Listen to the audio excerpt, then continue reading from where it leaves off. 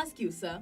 I am a student of class 11th, and just out of curiosity, how were your school days? Were you one of the so-called outstanding students, as they say?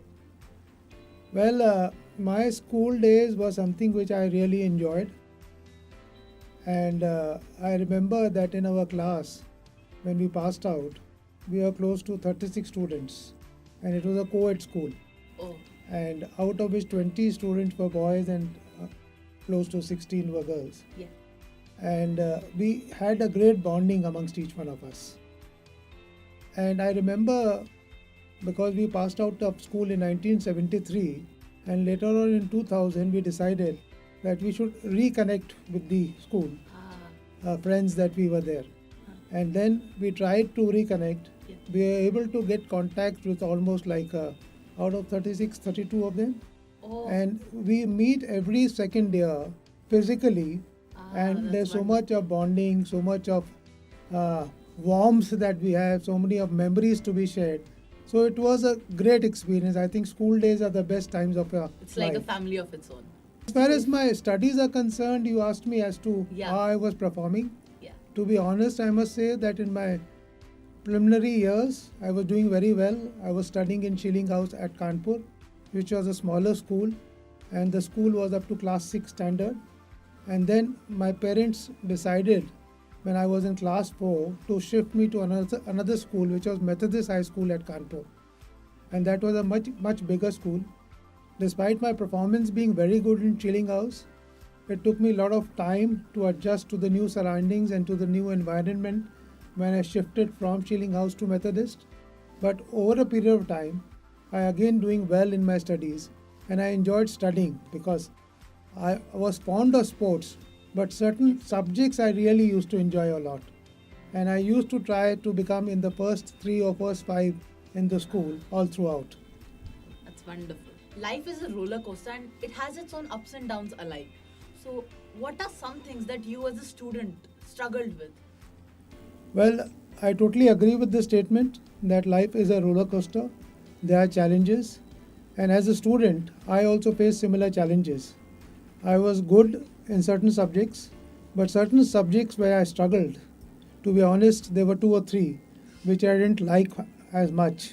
And one of them was biology, because we used to do a lot of A practical lot of practical work. work and dissection of small insects and frog and other things was something not my cup of tea. So I always struggled with biology. And then another subject where I was not very good was history, because in history again there were a lot of dates to be remembered, lot of names to be Things that have to be memorized. remembered exactly the way You they are. like the strategy of how things happened, how the rulers governed. I was interested in that per se, but these 2 areas or subjects were something that was not my cup of tea. On the other side, when I talk about subjects which I really enjoyed, I enjoyed mathematics because I was very good with numbers.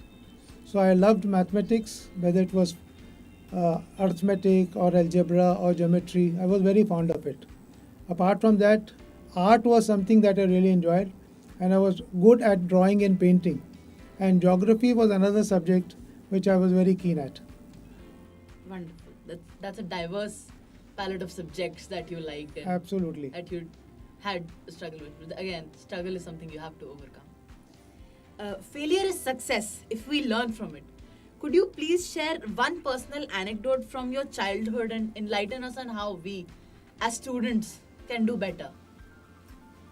Well, according to me, failure is not a dirty word. Today, one has to set a goal, work hard, and then see the response. There will be challenges, and the bigger and more audacious the goal is, there will be failures. And I actually don't call it a failure. I consider it as an experience. Yes. And the more you fail, the more you learn, the more experience you get. It should drive the purpose or the vision that you have.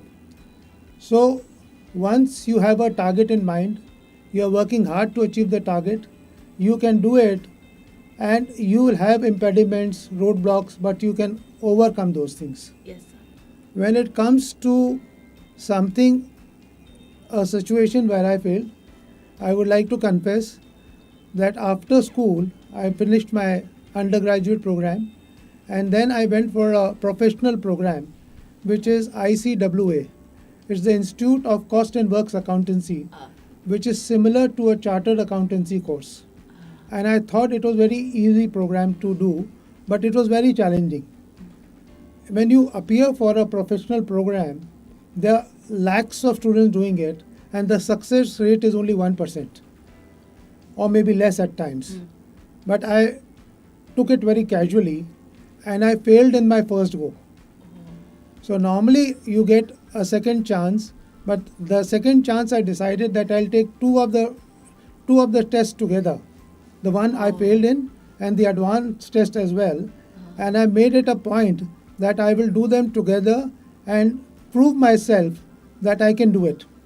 So if you have a challenge and you have the determination, you can do it.